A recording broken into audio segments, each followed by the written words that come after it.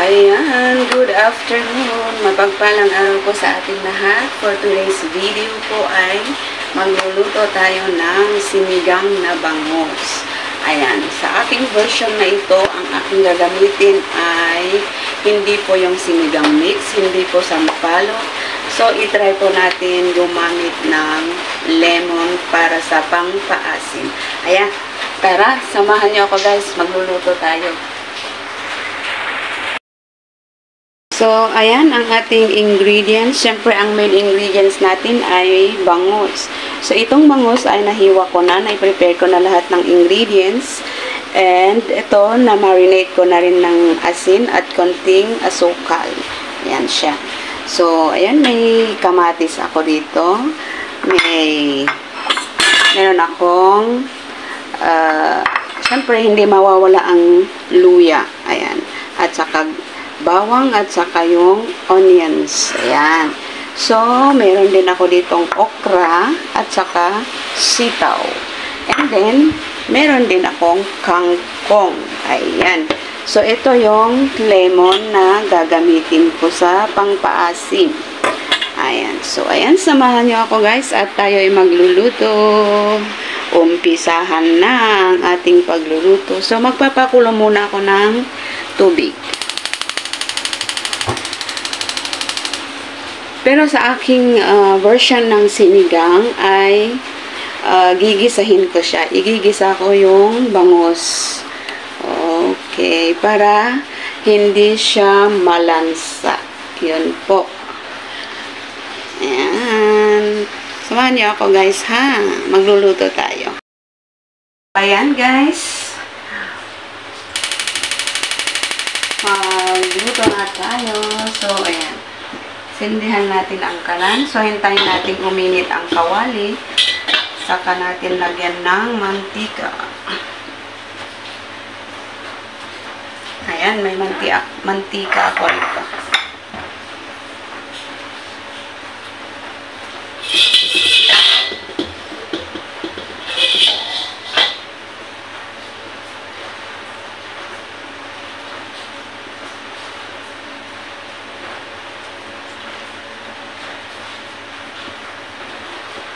So, okay, pwede na. Maglagay na tayo ng mantika. Okay, konti lang.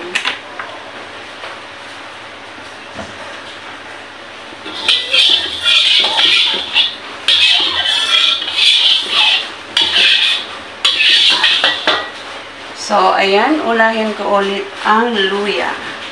So, sa akin, luya yung uunahin.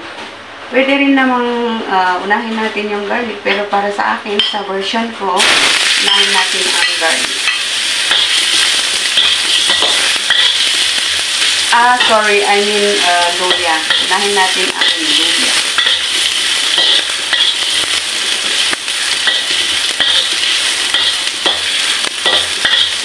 At least, ano lang siya, yung medyo mag-brown na, yung medyo naaamoy mo na yung aroma ng garlic. Aroma ng luya. Ano ba? Sorry ha. So, yan. Pwede natin ilagay yung bawang.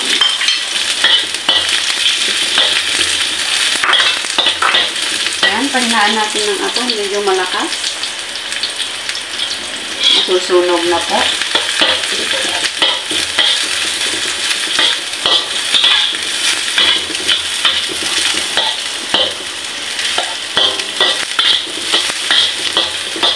So, ayan, pwede na rin nilagay yung onions.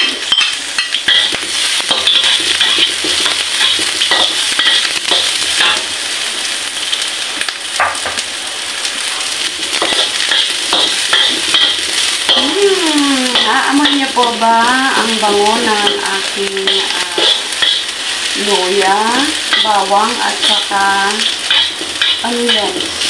Amoy niyo po ang bango. Bango-bango. Matatakam ka nito.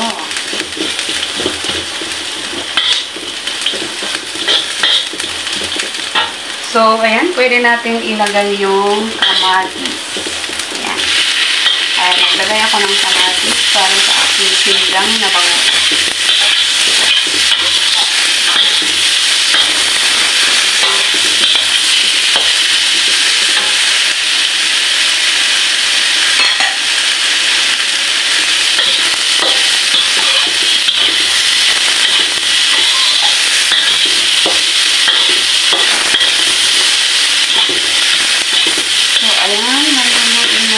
Ayan, kumukulo na ang aking tubig. So, magpapahingaan pa rin ng apoy. Kasi hindi ko pa nag-iisa ang aking. Ayan, namatay ko na.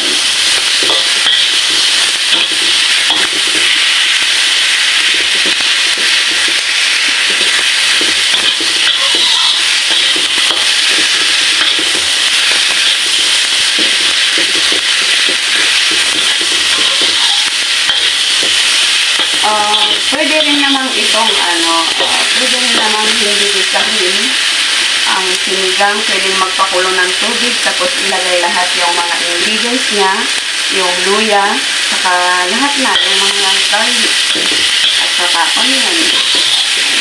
Tapos pakuluan yon hanggang sa kumulo ng kumulo, lumabas yung aroma niya, and then saka na natin ilagay yung bangus. Ganun, pwede rin po. Pero sa akin, gusto kong bisahin. So, ayan, lalagay na natin ang bangus.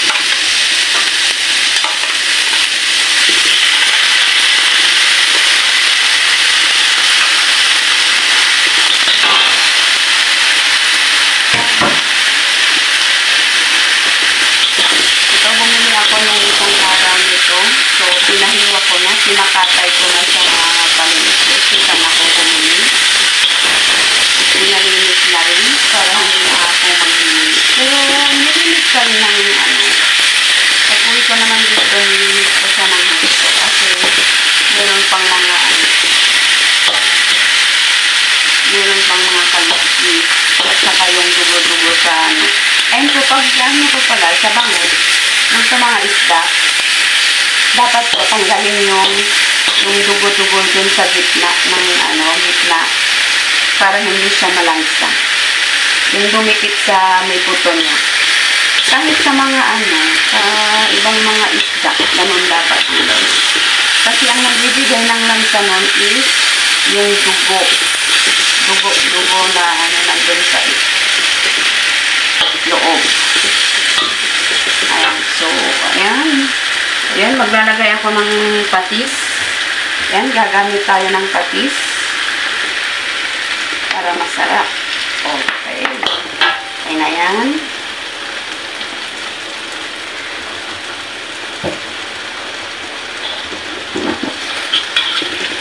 Okay. So, hintayin muna natin medyo siya. Para yung nilagay natin patis ay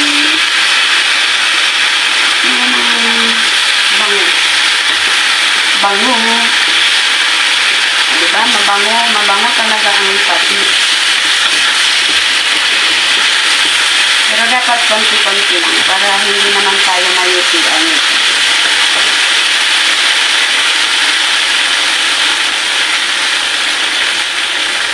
So, ayun.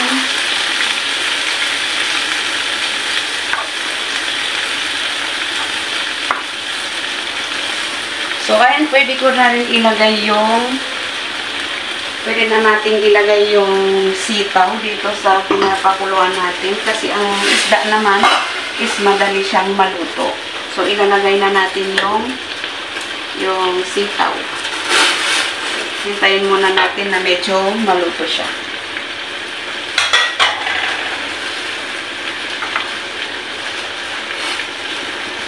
Saka din yung okra. Mamaya-maya na yung okra. So, medyo lutuin muna natin yung sitaw.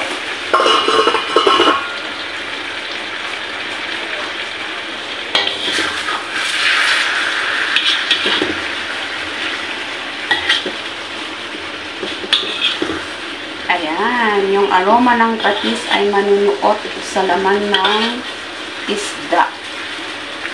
Ang bango. Amoy nyo po ba? Amoy nyo, guys.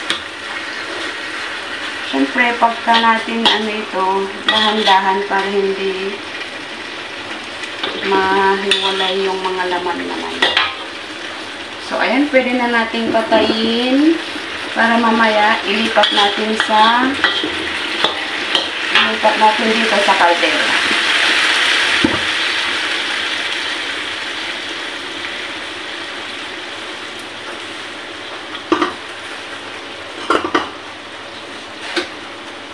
Ayan, balikan ko kayo mamaya guys, pagka medyo pwede na yung sitaw. So, ayan, i-check po natin yung ating pinapakuluan na sitaw.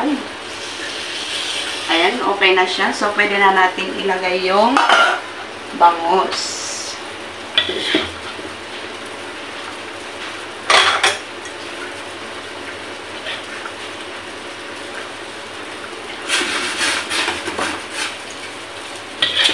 So, ayan, ililipat natin dito sa kaldero.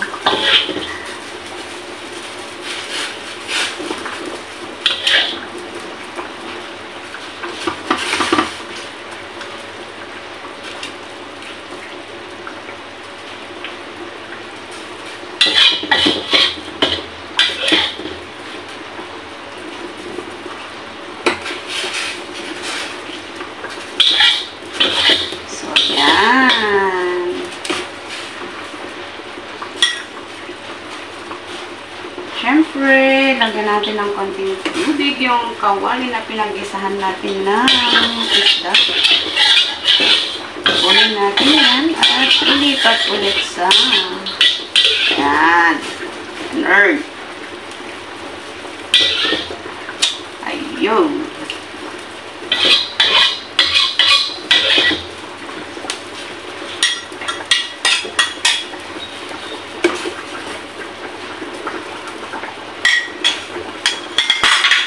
So, ayan, pwede na natin ilagay din yung, yung okra para sabay-sabay na silang maluto.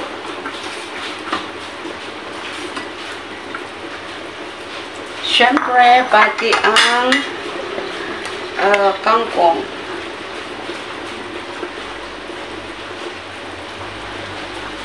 Wait lang. Pakuluin muna natin.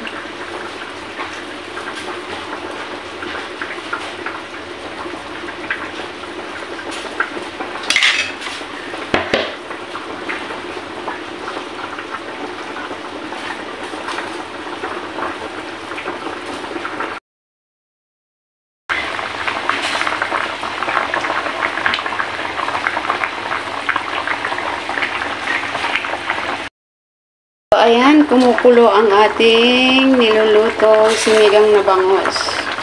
So, ayan, pwede na nating ilagay yung kangkong. Ilagay na natin yung kangkong. So, malinis naman po ang aking kamay. So, pwede na natin ilagay. Naghugas naman po ako kahapon. Char!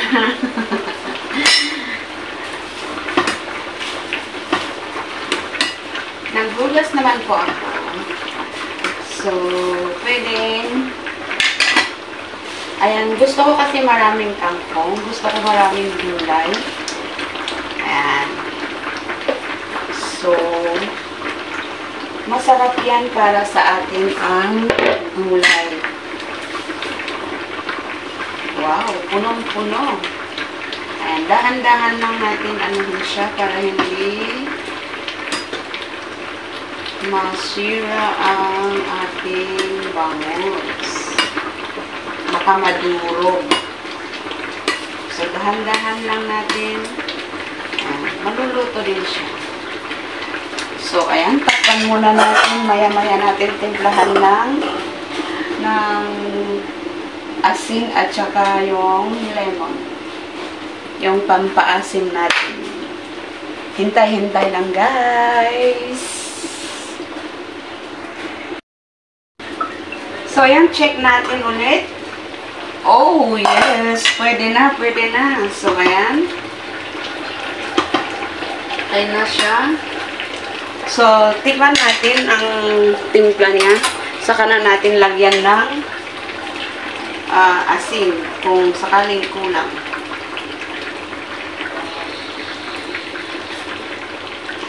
Medyo matabang siya. So, pwede natin dagdagan. Dagdag tayo ng konting asin.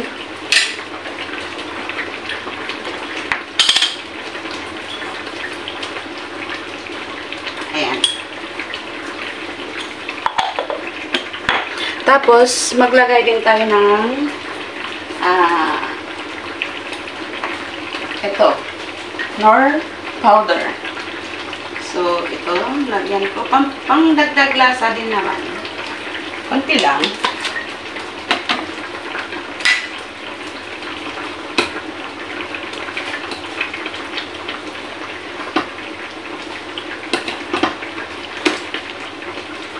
So, ito dapat, pag nagluluto, tinitikman nyo kung anong lasa, dapat gumamit ng separate na kutsara. Ganun.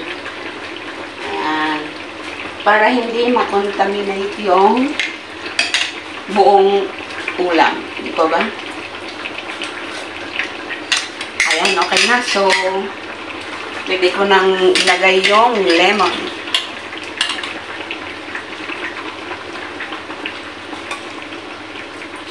Ayan. Pwede ko na rin ilagay ito. Ayan. Ayan. Okay. Palakasan natin yung apoy niya para makakumulo. Then, ang bango ng lemon. Lemon. Ayan. Nilagay ko na rin yung lemon.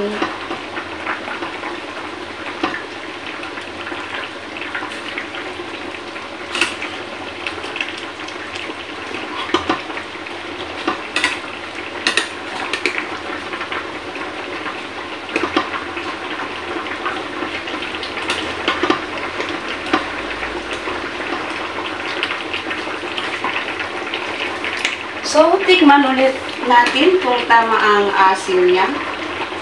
Para pag kulang, dagdagan ulit natin.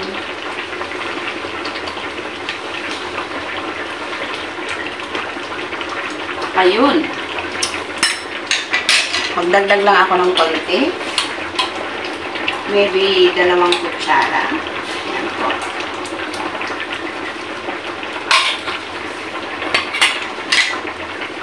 Okay na siya. Cook na po siya. Cook. Ayan. Papakita ko po sa inyo. Ayan siya. Ay, tama na siya. Luto na yan.